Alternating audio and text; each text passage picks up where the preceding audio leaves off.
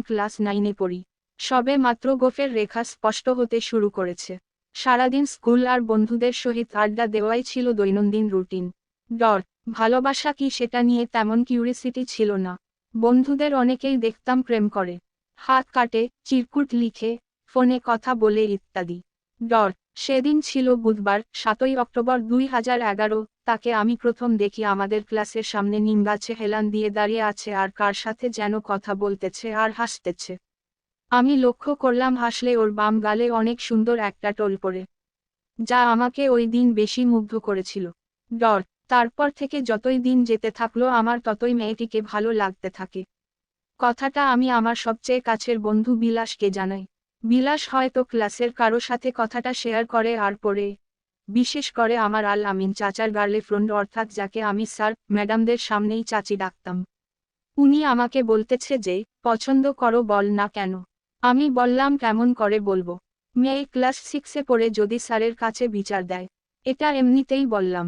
আসলে সবচেয়ে মজার ব্যাপার হচ্ছে স্যারের কাছে বিচার দিলেও স্যার আমাকে কিছু করবে না, কারণ তখন আমরাই ছিলাম স্কুলের মাথা, যা বলতাম তাই করতাম।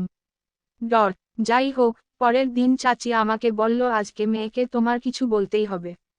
আমি কিছুক্ষণ ইতস্তত করে পড়ে বললাম আচ্ছা বলবো। ডর, চাচি মেয়েকে আমাদের ক্লাসরুমের দক্ষিণের জানালায় এনে দাঁড় করালো আর বলল নীল তোমায় কিছু বলতে চায়। আর চাচি বলল এবার বলো, আমি পাশেই আছি। ডর, কি বলবো বুঝেছিলাম না। ওইদিকে মেয়েটা বারবার জিজ্ঞাসা করছে কি বলবেন বলেন। ডর, না মানে, আমি, কি না মানে, মেয়ে, না মানে বলছিলাম কি, কি এত না মানে করছেন, বলেন কি বলবেন। আসলে হয়েছে কি, কালকে বলি, না আজকেই বলেন, না হলে আমি গেলাম।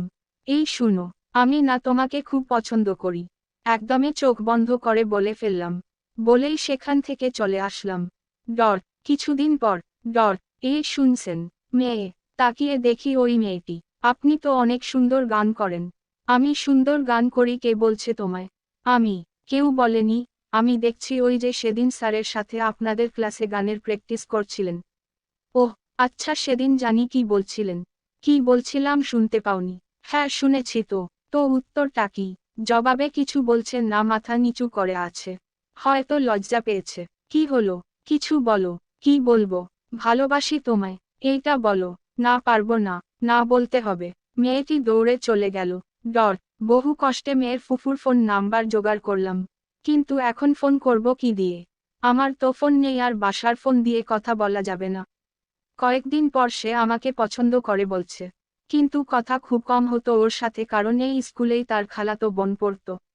ডর, তারপর একটা ফোন কিনলাম, শুধু ওর সাথে কথা বলার জন্য।